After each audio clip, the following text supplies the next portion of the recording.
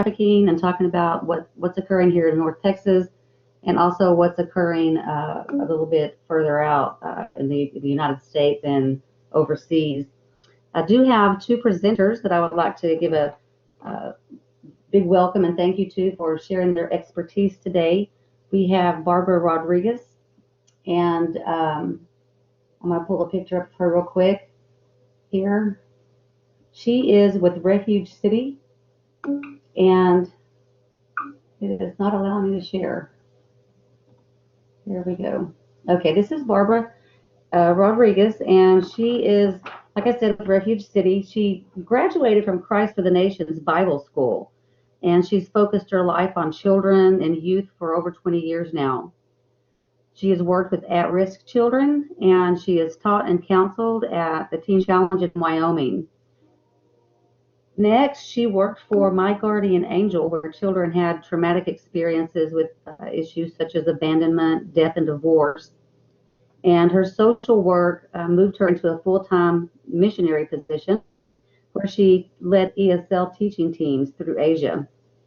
And she has finally settled here in East Dallas.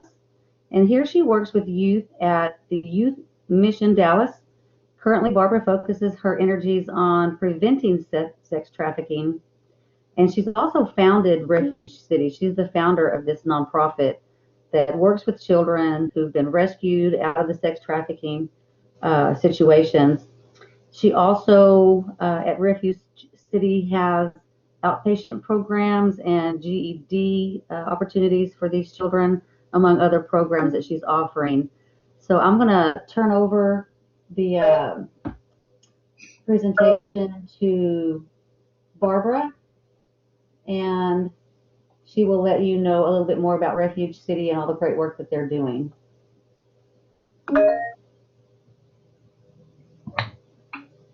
Hi, everybody. Thank you for coming. We appreciate it very much.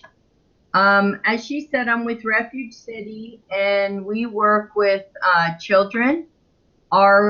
Our goal is to provide restoration for victims of domestic human trafficking and or sexual exploitation. So we do three different things. We work with awareness, prevention, and restoration. I'm going to teach you a little bit about trafficking.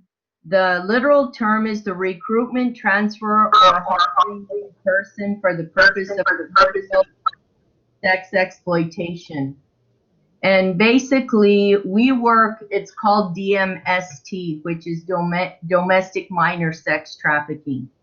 And that basically is American children that are being sold for sex. It's a $32 billion industry. It's the second largest and fastest growing criminal industry worldwide. And there are at least 35 million enslaved worldwide. The number for the kids being trafficked it's all of the statistics vary, but it's somewhere between 100 and 300,000. So where does Texas fit in with that? The state of Texas is considered number 2 in the nation for kids being trafficked, and that's according to how many calls come into the national hotline.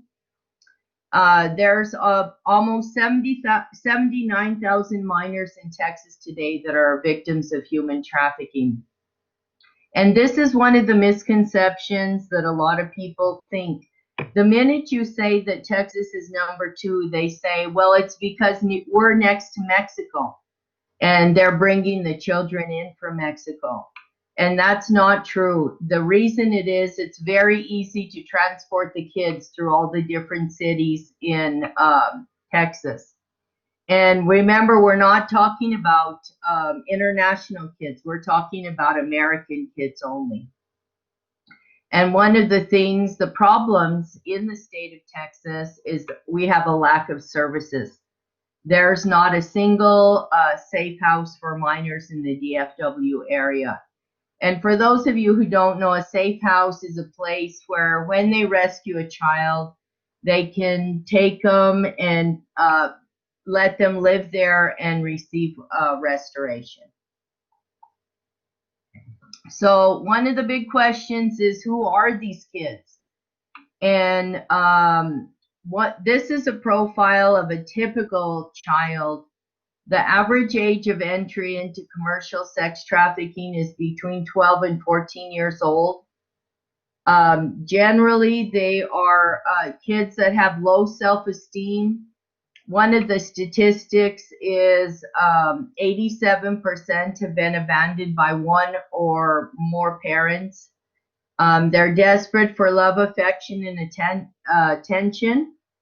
And 93% have a history of sexual abuse, according to one of the runaway facilities here in the Dallas area. As far as Refuge City goes, every single child, 100%, that have been trafficked and come through our doors have had sexual abuse, previous sexual abuse. So these kids are very vulnerable.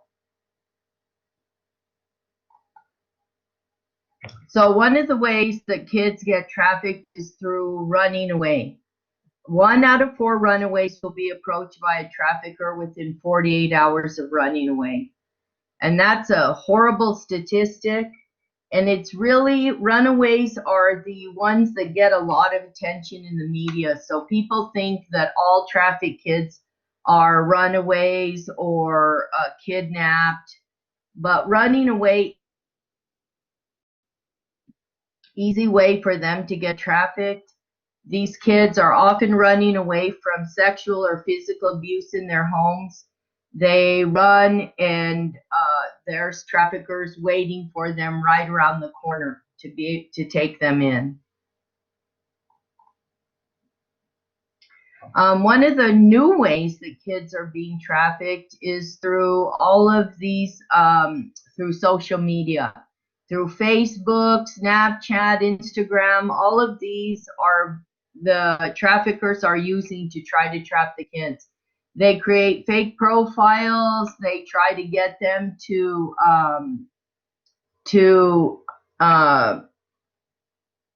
send pictures and things like that. And so it's a very easy way. A lot of the kids we're getting now have been trafficked on Facebook and through other social media apps. So it's a very dangerous world for our kids online. The next one is called seduction trafficking, and that's basically when a trafficker goes and searches out a child. Remember, we said they were usually children who are already vulnerable by some situation in their life, and they seek them out. They try to get them interested in themselves. They buy them things. They flatter them. They try to take them out to eat, eventually seduce them, get them to come and stay at their house, and then they make up a story about, they're going to lose their rent if they don't help do something, if they don't do this act one time. And if they say yes, then that's their life from now on. They're being trafficked. If they say no, then they will be forced into trafficking through rape or by being drugged and other such things. So that's one of the largest way that kids are trafficked. That's the exact same thing through the internet, the same process, only using the different apps. The next way is kidnapped, and of course this is the way that gets all the media attention, and kids are kidnapped, but it's not a prominent way, but they are the famous cases that you hear about. And so it is a way that they are maybe lured into parks and other places and then taken from there. So that's the main way that kids are taken through kidnapping. One of the other ways, because we're here in Texas, we have a lot of rural communities, and so there's a lot of truck stops. So trafficking is very prominent in truck stops. sadly, they call the girls lot lizards, and they basically sell them from truck to truck. And it's a very sad situation, a very dangerous situation, and happens a lot in the rural communities and areas of Texas. The next one is survival sex, and basically these are a lot of homeless kids, a lot of kids maybe that have run away, that have been kicked out. I don't know if you have heard the new term couch kids. These are kids whose parent has abandoned them for whatever reason, and they end up living on people's couches, sleeping on their sofas. They call them sofa surfers. And these are kids who basically do sexual acts to survive, to eat, to have somewhere to stay. And so that's called survival sex. This is an area that a lot of people in the Metroplex are trying to work on with homelessness and trying to help these kids out. The next one is gang trafficking, and gang trafficking is relatively new, probably in the last 6 years. It's escalated tremendously, and you can understand why.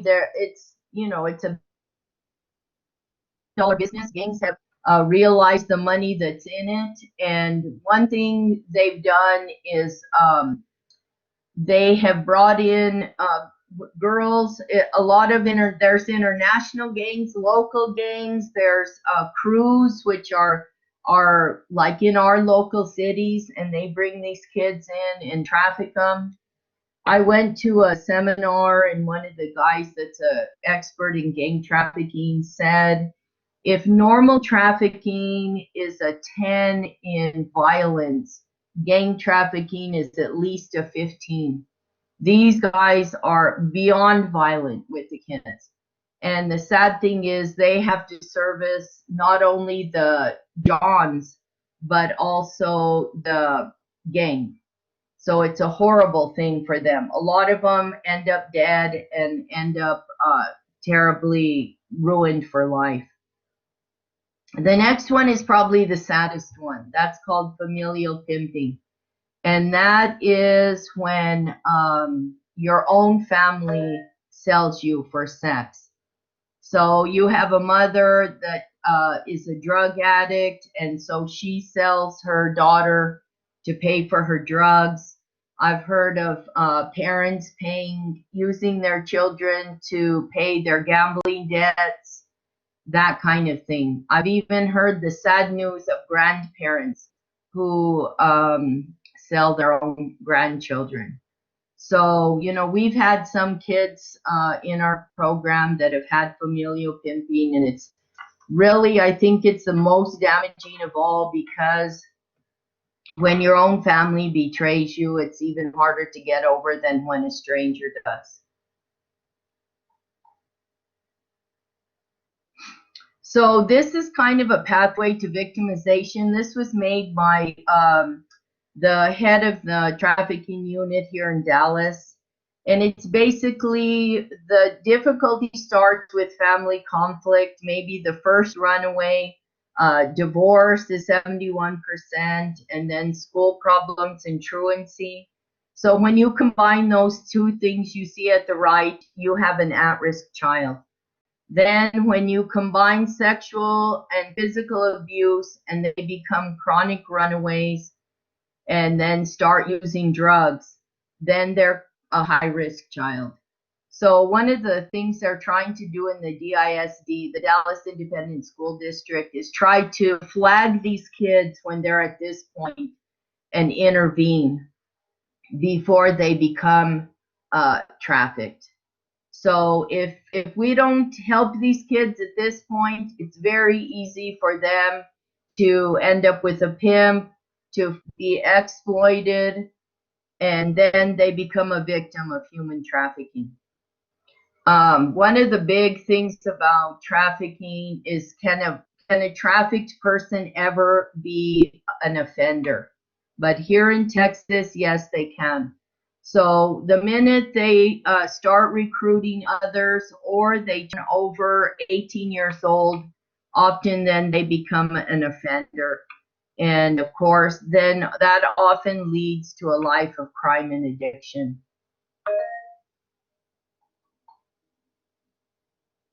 So the big thing is, who's the pimp, who's the trafficker.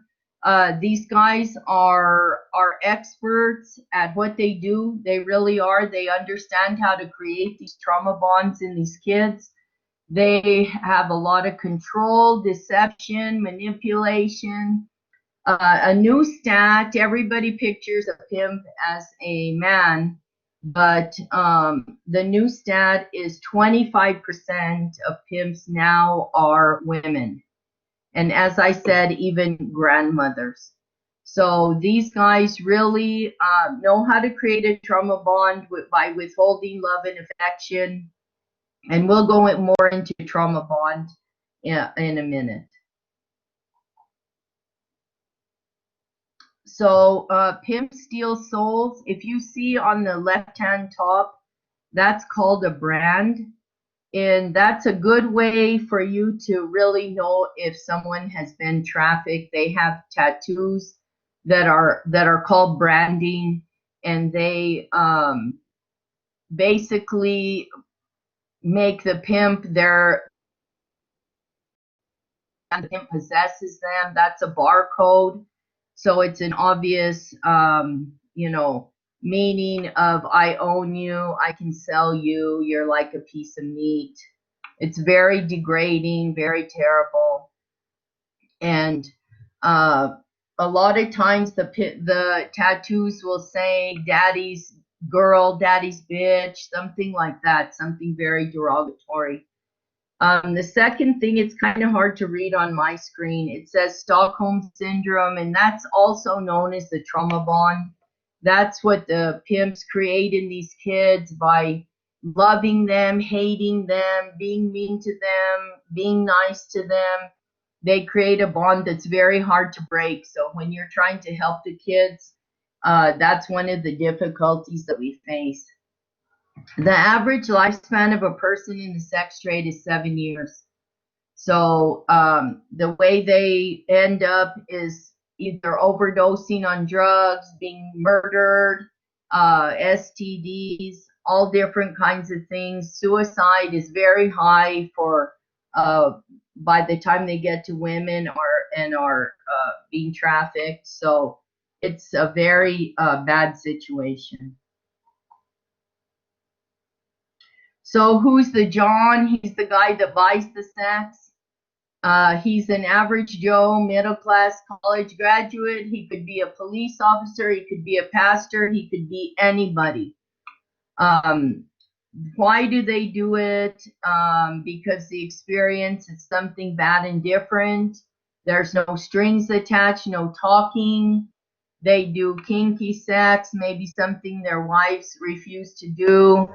And then it goes from that group of people to true psychopaths and sociopaths who are really horrible. I mean, the girls are so afraid of them, and it's because of power. He believes he has the right he's bought her, and she can't say no to anything he's trying to do.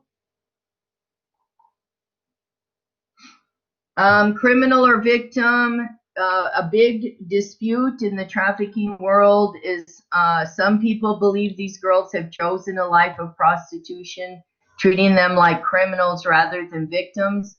Thank goodness now we have laws that protect them. Any child that is under 17 is protected by the Trafficking Victims Protection Act and are considered victims and not criminals. So you get these children, you rescue them off the street, and what do? They're hopeless, alone. Where do I go? They're living in terrible shame. And we want to have a place of restoration and hope where people's God-given purpose and destiny can be rediscovered through the application of biblical principles and the love of Christ. We want these kids to be able to be fulfilled and vital participants in their communities. So we have several programs. We have the Refuge City outpatient program where we have boys and girls that come in with their families if possible. They receive trauma-informed counseling, therapeutic art. We all eat dinner together. It's like a family atmosphere. It's wonderful. And we've had very good results with that. We have a Spanish-speaking program as well. For prevention, we have outreaches and campaigns, different campaigns that you can do for awareness. We have Kairos Coffee, we speak, we do webinars like this right now. And this has been the biggest thrill for me is one of the giant problems we had with the kids was educating them. So you get a girl that's been trafficked for 4 years. She comes into your program at 16 and she has not even finished the 7th grade. It is so difficult. You try to send them back to school. They don't fit in. They don't have friends. They're so different from everybody else. So we've started a Refuge City GED school, and we're working teacher that's working on educating these kids, because if they can't graduate, they really feel like they failed out of life, like they cannot be a person. They always say, I want to be someone. And the school is one of the big parts. I'm very excited about it. So it's been said it takes a village to raise a child, and really, truthfully, it takes a village to help these kids. We need law enforcement, we need schools, we need the community, we need churches, we need volunteers. Everybody has to work together because it's very expensive to do these programs. And so if everybody's working together, then we can make a difference with these kids. We can get them healed, we can help them to have a good life. It's the greatest of all mistakes to do nothing, because you can only do a little. So do what you can. That's the whole point. Is if everybody does a little, it becomes a huge amount. And that's how we're going to really be able to help these kids and bring healing to their lives. Thank you. Thank you, Barbara, for all the information you've given our students, and thank you for all the good work that you're doing in the community. I'm sure at the end of our presentation, students may have some questions, and I'm really glad that you shared some ways that they can help. I want to go ahead and move to our second presenter. We have Fatima Rashul, and she is currently a human trafficking outreach specialist with Mosaic Family Services. Mosaic Family Services is a nonprofit agency in Dallas, and this agency provides outreach and social services to survivors of human trafficking and also immigrant survivors of abuse. Fatima participates in a lot of outreach efforts, including what she's doing this evening, and she works with speaking and training healthcare professionals, teachers, students, law enforcement, and basically the public at large. She's also an active member of the North Texas Coalition Against Human Trafficking. She graduated with her bachelor's degree in political science and public affairs from the University of Texas at Dallas in 2013, and then she went on to receive her master's degree in public affairs at the University of Dallas in 2015. And Fatima, I just want to thank you for being here and sharing your expertise with our students as well. Yeah, thank you for having me. So just before I start, I apologize. My voice has been going a bit in and out, but I will do the best that I can. Thank you for the introduction. As Sherry mentioned, Mosaic Family Services is a nonprofit in Dallas, and we are probably one of the only one of our kind. And the unique thing about us is that we serve victims and survivors who are adults and who are survivors of sex trafficking and labor trafficking. I know we hear a lot about sex trafficking in the media, and it's a huge focus, as it should be. But Mosaic tries to accommodate any type of trafficking situation. And we do see about half of our population that comes through our doors to be a labor trafficking population. So I may skip over a few slides here and there just because we got a really great overview of what it looks like on a local level as well, and I just don't want it to be too repetitive for y'all. Okay.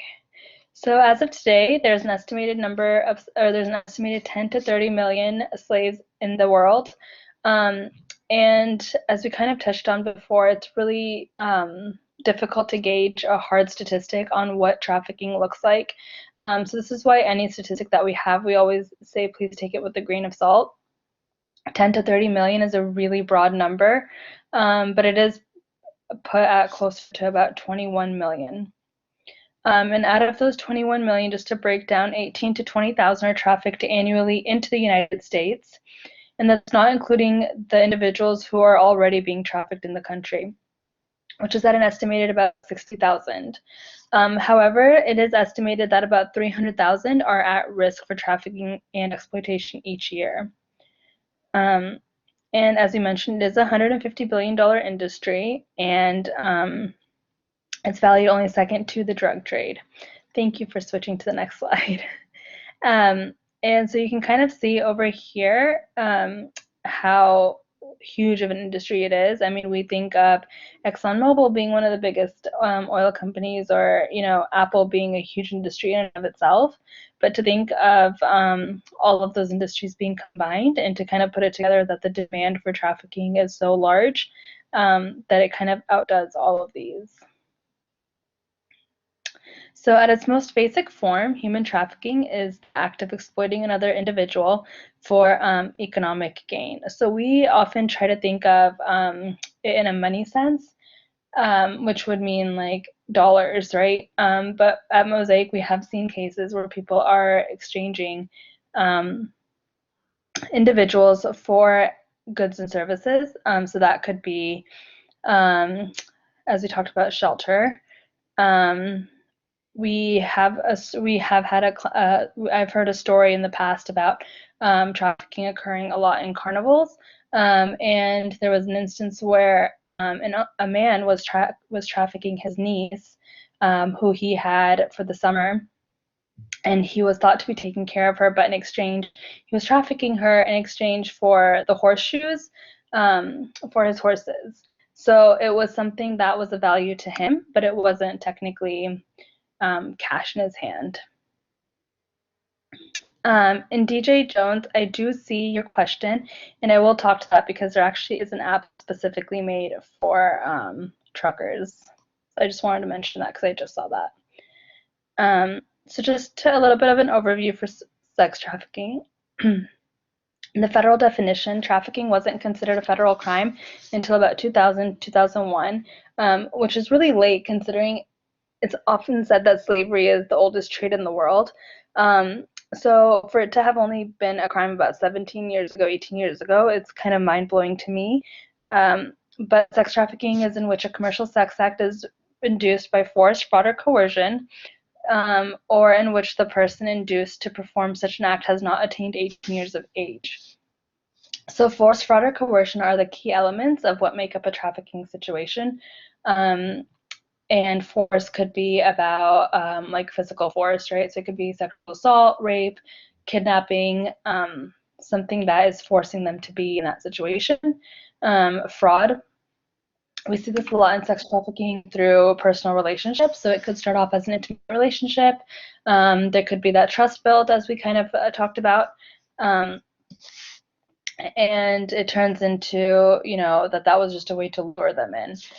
Coercion is the easiest way to put that is as blackmail, and so that would look like, if you don't perform this act for me, then I'm gonna hurt your family. So it could be an empty threat. It doesn't have to be fulfilled, but the fact that it's being said is enough to motivate someone to do what they need to do to protect anything that they love.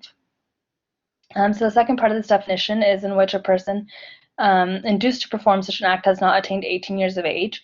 So for anyone under 18 as a minor, there does not need to be an element of force, fraud, or coercion present for it to be considered trafficking. That's automatically trafficking. There's no such thing as prostitution as a minor. Over 18, force, fraud, or coercion do need to be present.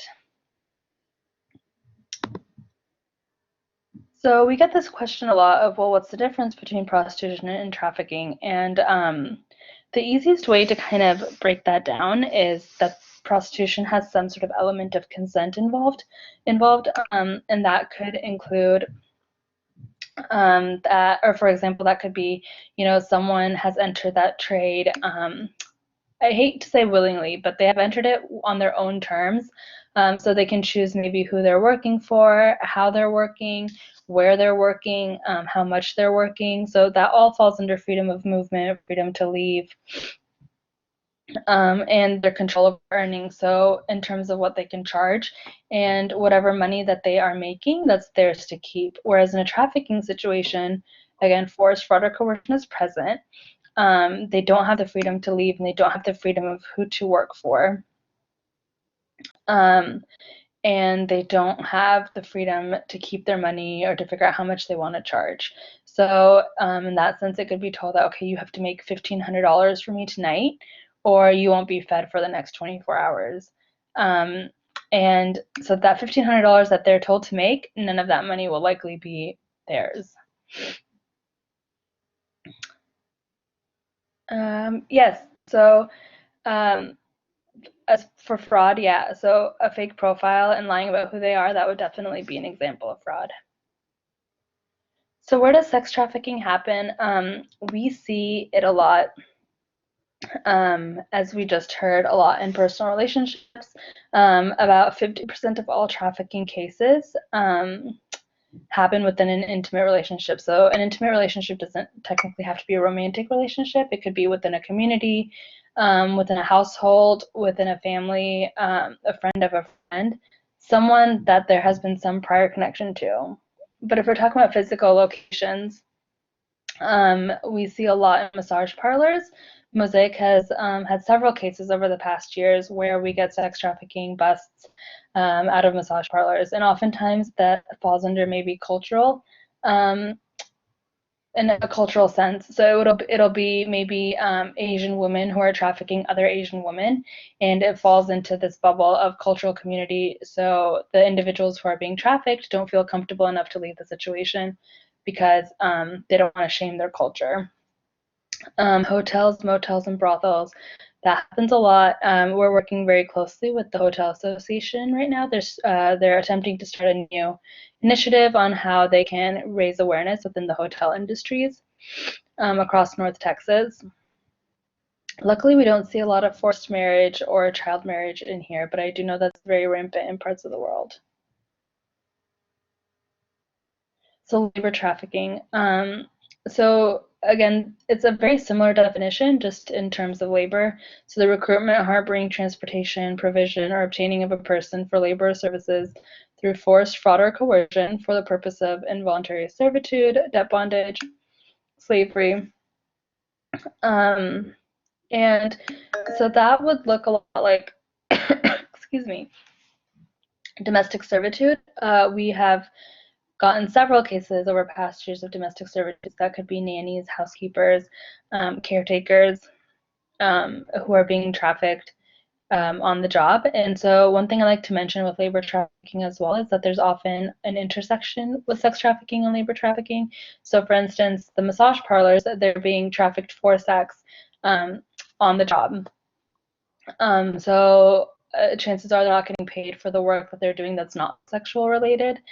So again, there's that intersection over there. A lot of the times the domestic servitude that we see, maybe a nanny is repeatedly raped by her employer, and he has her do sexual acts for a friend, but he's also not paying her for the work that she's doing as a nanny. So we've definitely gotten some intersections over there as well. Most of all, though, we do see our labor trafficking clients coming out of agricultural construction, especially seasonally.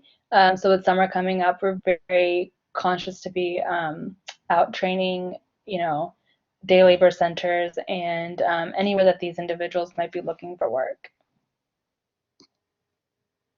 So just like there's a difference between prostitution and labor trafficking. There's a difference between, prostitution and sex trafficking. There's a difference between exploitation and trafficking as well. Oftentimes people use these terms interchangeably, which they kind of cannot be used interchangeably. They just have very different definitions. So exploitation looks a lot like unfair pay, substandard working conditions. So that could often be a job that is done in desperate times. So maybe an individual really needs a job and they don't have the time to look for another job, and they understand that they are being paid less than what they are entitled to. But it's enough for them to pay the bills. It's enough for them to get by. So it might not be ideal, but they're choosing to stay there because they are still getting something out of it. And should they decide to leave, they are able to leave. No one is stopping them. Unlike trafficking, again, force, fraud, or coercion is present, needs to be present. Maybe their day's earnings are handed over to them at the end of the day. In the case of domestic servitude, they don't have the freedom to leave. Also, in the case of a construction worker, they likely probably do not have the freedom to leave because maybe documentation is withheld. Maybe there's a really strong aspect of coercion, really strong red flags. Excuse me. So labor trafficking indicators, what does that kind of look like? And these are really vague, and I realize that, but again, it's not, it would be like several of these indicators together that might point to something a little bit more severe than just something out of the usual. So signs of physical or emotional trauma, so physical or psychological abuse, excuse me. And we see it a lot in youth as well, falling asleep in class, missed classes. So we work a lot with DISD, and I work a lot with training homeless education students, and kind of just having discussions with them about what trafficking might look like. And you'd be surprised how much I hear about 14-year-olds or 15-year-olds who are working until 2 a.m. to help their mom pay their rent. But they think it's normal. They're doing a favor for their family. They're wanting, they're good kids. They're wanting to help out, and they just don't see another way to do it. And unfortunately, they're being taken advantage of. So they're working until 2 a.m. and they're not getting paid what they should be getting paid. And they kind of don't have another choice because maybe in another situation that's all that they have for shelter. But it's something that we are hopefully educating them on and kind of making them realize that this is not normal for you to work until 1 or 2 a.m. and then show up to school at 7:30 the next morning. No access to personal documentation is a huge one. We have had clients when we asked them, well, why didn't you just leave? Why were you not able to leave? And they said, well, where would I go? I don't even have like an identification card. Well, who took your identification card? My employer said that they were holding it for me because I didn't have a safe place to put it. That's a really big red flag. And any sort of, we see that a lot with undocumented immigrants. So anyone who comes through Mosaic for services as an undocumented individual, they will not be deported. They will be provided legal services, and law enforcement also knows how to kind of assist cases like that in terms of immigration status. So they'll bring them to Mosaic first because they are a victim of crime. So just at a global level, what does trafficking look like around the world? So forced marriage, that kind of what we talked about, domestic servitude, commercial sex industry, and garment industry. One of our first cases was actually out of a garment industry, or was out of the garment industry in American Samoa. So we've seen that right here in the U.S. forced labor. Luckily, we haven't seen organ trafficking, but again, very rampant around the rest of the world. At a domestic level, migrant labor, which, as I mentioned, construction sites, landscaping is huge. Traveling sales crews, so we see that a lot with youth as well, especially seasonally again, going door to door, offering to sell some sort of goods, popcorn, gift wrapping paper, magazines, anything like that. And at the end of the day, that money is being handed over to their trafficker. That's actually becoming more and more common, surprisingly, which is bizarre to me because I remember doing those when I was in school. So they're using a model that's kind of trusted, and they're definitely abusing it, and they're abusing the youth that they're recruiting. Again, domestic servitude, restaurant work, skilled workers. So this is kind of an image of what trafficking looks like around the world. If you can see, the red is very high, and we see that in parts of Asia, a little bit of Europe. But if I go to the next slide, where do these trafficking originations travel to? So that kind of flips the map, and so that ends up in the US, where it's very red. And just for perspective, the top 5 trafficking locations that are referenced the most in overseas cases are Mexico, Canada, Philippines, the UK, and the UAE.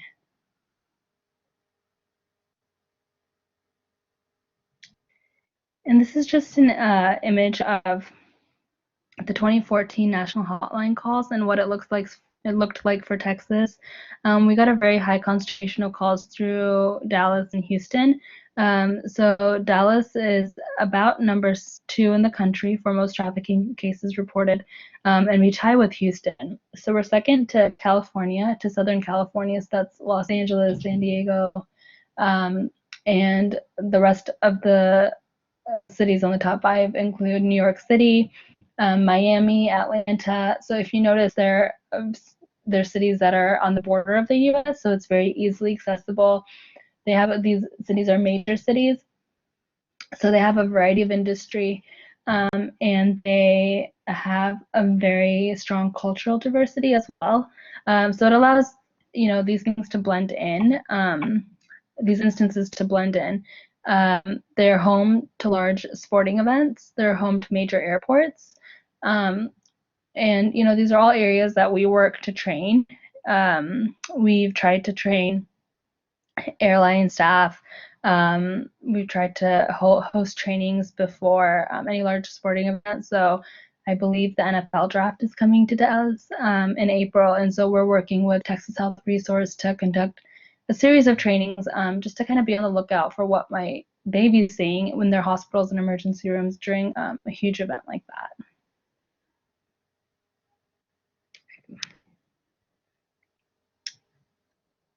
So what does the trafficked person look like? Any age, majority is female, any sexual orientation. We're seeing a rise in the LGBTQ community, and we see that a lot due to survival sex, as we kind of talked about before in the last presentation. A lot of these individuals are youth who have been maybe kicked out by their parents by not being accepted in their household. They have maybe no choice but to leave their home. And so they resort to instances of survival sex where even just for a hot meal, they're willing to engage in a sexual act if it's guaranteed safety. Any socioeconomic, educational, ethnic, or religious background. We literally see anyone and everyone walk through our doors. Again, any immigration status. The trafficked youth, again, any gender, any sexual orientation. Oftentimes they're controlled by a boyfriend, and they are involved in a gang a lot of the time, and homeless and runaway. So I believe the statistic that we often use is that 1 in 3 individuals between the ages of 14 and 17 who choose to leave home or are kicked out of their home, so who are classified as a runaway, they'll be approached for trafficking within the first 48 hours.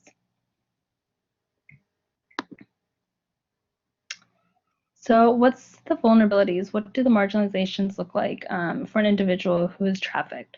So prior abuse trauma, again, an abusive situation at home, any sort of traumatic instance that they may have gone through, poverty and unemployment, looking to make money, and unfortunately turns out that's money that they can't keep.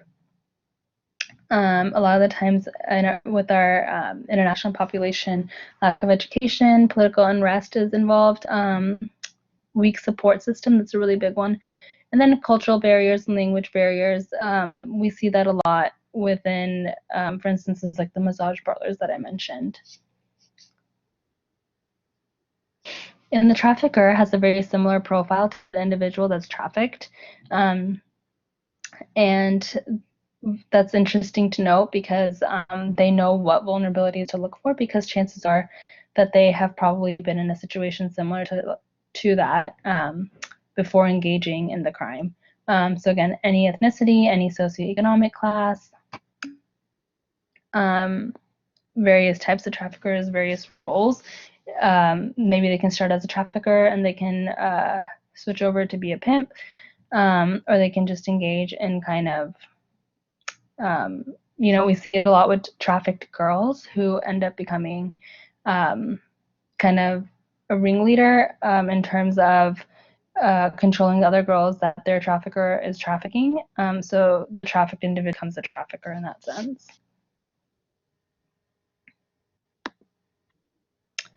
So this is kind of a little bit of a visual on why traffickers recruit victims. And this kind of breaks it down in percentages of the prior abuse and traumas that traffickers have faced based on research that was done.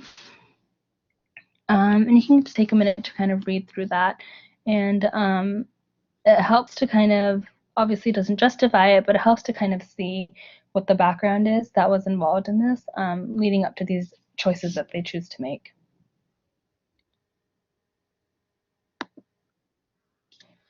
So barriers to leaving, no access to documentation. So again, Stockholm Syndrome is a huge part of this, cultural barriers. So we often see, again, I keep coming back to massage parlors because it covers a lot of different examples, but we often see the individuals who are being trafficked at massage parlors as a case where they were brought over specifically for that purpose.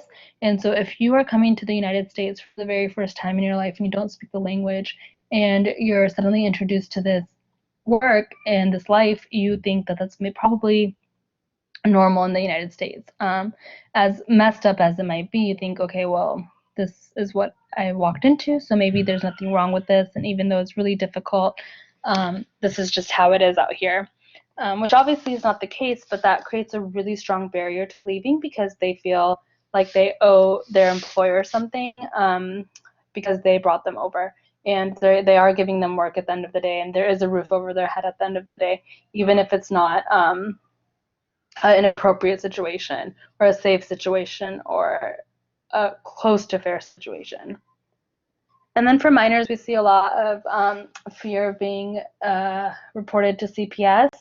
Mosaic doesn't have the means to work with CPS, so our limitations with minors are very narrow. We do try to accommodate minors the best we can, and if that includes them staying in our shelter for a few days as we try to work out a system for them or another agency that we can work with to make sure that they're accommodated, then we're happy to do that.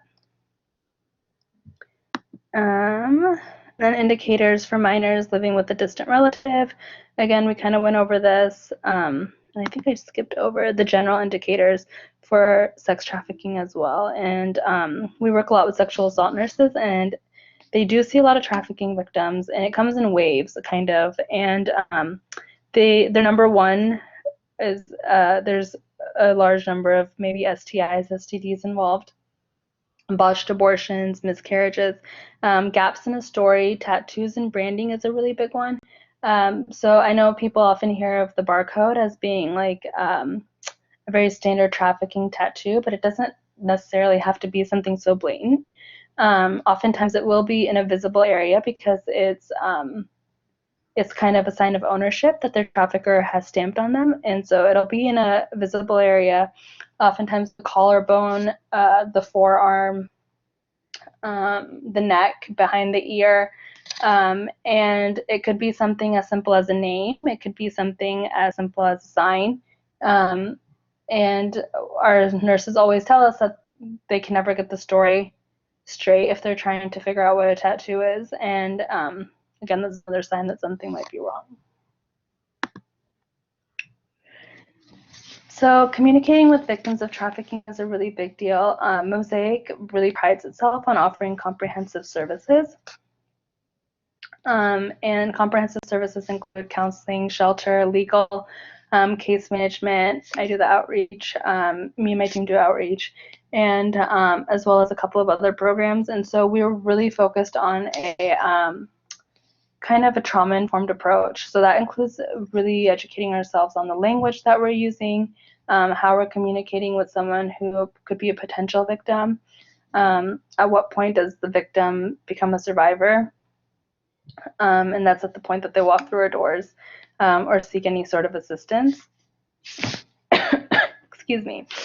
So these are just some kind of, if you ever do come across an instance where you find yourself in front of a potential victim, the best thing would be to not try to solve the case on your own, and to never ask, are you being trafficked? Because chances are that the individual who is being trafficked has no idea what it is to be trafficked or what trafficking means. So at that point, if there's something suspicious going on, we always say, please report to law enforcement. It's better safe than sorry. We work really closely with training law enforcement on what to look for and how to respond to these situations. And so if you don't feel comfortable calling law enforcement, it can be completely anonymous. You could always call our hotline as well, and that's another great resource. And again, the trauma-informed care approach, this is more of a medical perspective, but we always tell them meet the needs of the client first, meet the victim alone if it's possible. A lot of these individuals are coming through hospitals, and they're coming with someone that they're claiming to be a loved one when it's actually a trafficker. And so about 84% of individuals who are trafficked have gone through a hospital at some point without ever being identified. So it's really scary. And just for perspective, about 5% of the hospitals in the country are trained on trafficking. So there's thousands and thousands of hospitals, and only about 5% of them are trained as to what they think is the best way to look for trafficking instances. So we're working really, really hard to make sure that we really kind of start working with the medical field a bit more, because it's very prominent within that area, and just making sure that people have access to those resources. So we always say immediate needs, of course, shelter and safety, get them out of the situation, food and basic hygiene. Our case managers will often pick up a trafficking victim from the situation, take them through, a fast food place, just anything, because they haven't had a hot meal in probably the whole time that they've been in that situation, and any sort of emergency medical needs that they might have. And then, of course, long-term needs include treatment for medical illness, therapy for sexual assault, gynecological care, treatment for any sort of addictive behaviors. Another thing I did want to mention was a lot of crimes are committed by the trafficker or by the trafficked individual during their trafficking journey, and those crimes are not their fault.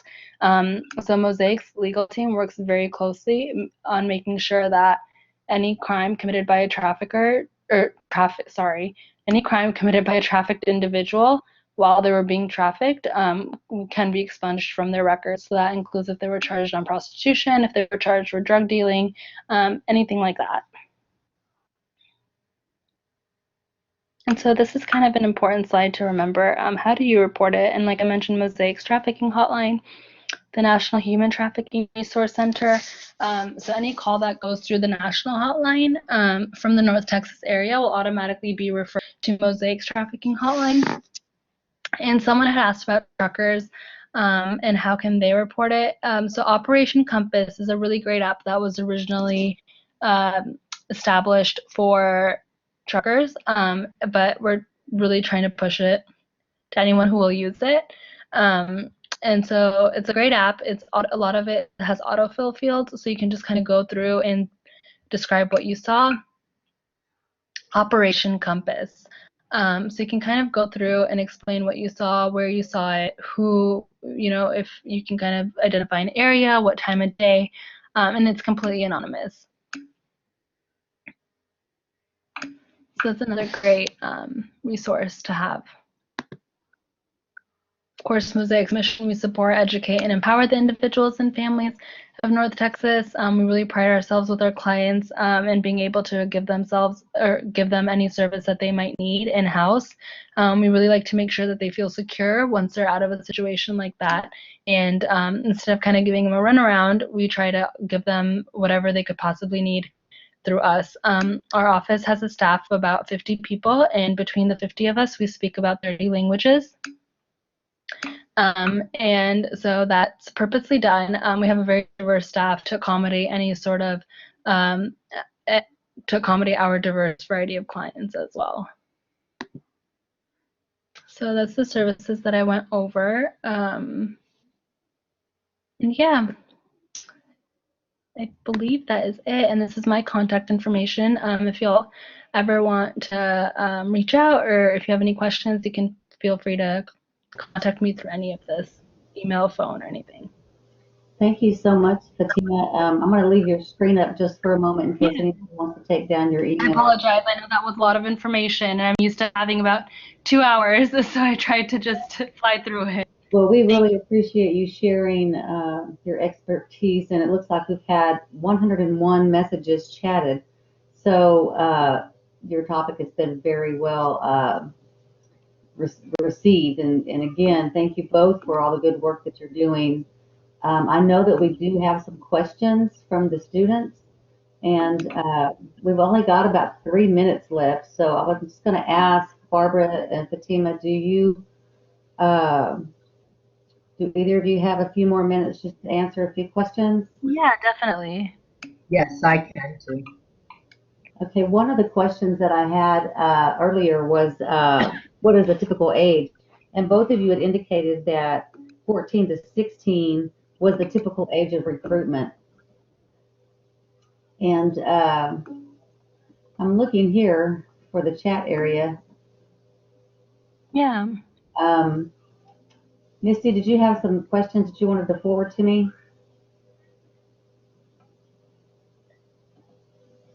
Hey, Sherry, I've sent you all the questions in the moderator panel. Okay, here's what I see. Thank you. So for the first presenter, Barbara, we answered that kids are usually kidnapped around the age of 14 to 16. We also had the question of how we can volunteer. Well, you can volunteer with us. Our website is refuge-city.org, and you can just follow the instructions on the website, and you have to go through a training process and also do a background check. So just go ahead and look at our website and follow the instructions there. And so I'm assuming that for Mosaic services, you probably have the same process. They go to the website, fill out the application, and they have background checks and whatnot. Yes. So our website is mosaicfamilyservices.org, and there's an application, there's a volunteer tab on our website, and there's an application, and you go through the application process, and someone from our development team will contact you. A lot of our opportunities are at the shelter, so we're always looking for groups to come by and spend some time with the families. Great, thank you so much.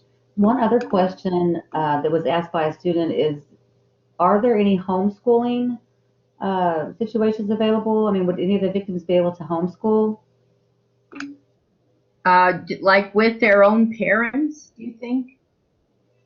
Yes, those who are not feeling comfortable enough to go back into the school system and not feeling like they're a part of, like they don't belong anymore. You had mentioned that when they go back to school, they just feel kind of awkward and like I don't belong here and I'm different. So would homeschooling work for some of these victims? Well, it might work, but a lot of them are single parent families. So the parents have to work, so there's not really an opportunity for that. And a lot of the families that we've worked with anyway are pretty dysfunctional. It probably would not work to be a homeschooling situation. Um, I guess if you had an exceptional parent and that was able to stay home, it could work, but in most cases, no. Okay, great. Thank you for answering that. One other question. Is there any correlation with colleges, like anyone, the college areas, as far as trafficking or abductions for trafficking? I know I've been contacted by mothers at different colleges saying that there are traffickers trolling, saying, we'll give you can make a lot of money. We have jobs. Also, trying to get the girls to do pornography. So yes, it's definitely at a college level. It's really sad to hear that Texas is number 2 as far as trafficking, being brought into, or individuals being brought to us for trafficking. And I saw a lot of students made that comment as well, that it's disturbing to think that it's that rampant here. The Right. last question I have, though, is one student wanted to know if they could bring a case of sex trafficking to one of your organizations, or would you all have to discover that on your own? I'm thinking that they could bring anybody to you. Yeah, please. If there is something that you guys ever would like to report, you can contact me directly, and I would be happy to coordinate that. Of course, assuming that the individual that you are talking about does want to receive assistance and it's not against their will. But I would say, yeah, again, it's always better safe than sorry. If you would like to do it anonymously, we'd be happy to respond to that as well. Yes, same with us. That is the last question that I have here. So again, I just want to thank you both for your time this evening. And if Tarrant County College can do anything to help either one of your organizations, feel free to reach out to me if you need somewhere to present, if you need a space that has technology for videoing, or if you would like to come on campus sometime and speak to our students on campus, we would love to help in any way we can. And I also want to mention to the students 2 things. Please be sure to fill out the survey. I believe the link has already been sent out to you guys. That is how your instructor will know that you were present in this presentation. So you must fill out that survey to get credit.